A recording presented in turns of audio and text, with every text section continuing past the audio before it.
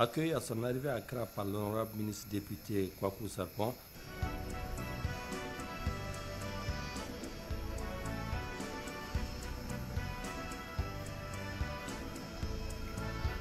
le chef de l'État devait par la suite saluer le personnel de l'ambassade du Niger à Accra avant de s'entretenir en tête-à-tête avec le ministre député Kwaku Sarpong.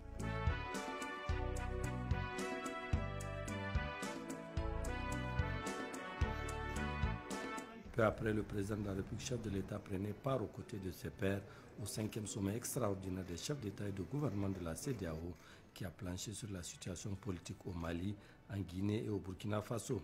Après le discours d'ouverture du président en exercice, président du Ghana, Nana Akufo-Addo, les chefs d'État et de gouvernement sont retrouvés à huis clos pour examiner le rapport présenté par le médiateur de la CEDEAO au Mali, l'ancien président nigérien Goodluck Ebele Jonathan,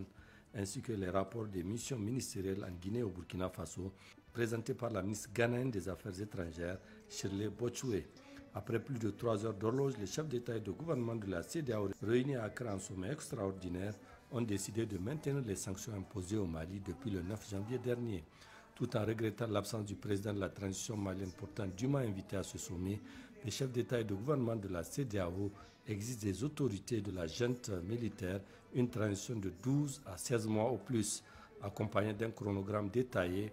pour la tenue d'élections afin que les sanctions imposées par la CEDEAO soient progressivement levées.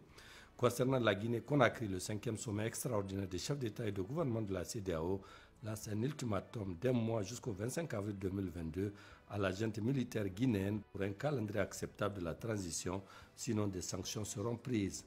Des menaces de sanctions planent également sur le Burkina Faso si l'ancien président continue à garder prison. D'ailleurs, un délai d'1 semaine a été accordé par les chefs d'État et de gouvernement de la CEDEAO à la junte au pouvoir au Burkina Faso pour élargir l'ancien président burkinabé Jean-Marc Christian Kaboré. Enfin, les dirigeants de la CEDEAO demandent aux autorités militaires burkinabées de transition de revoir et de réduire la durée de la transition fixée à 36 mois par la junte au pouvoir.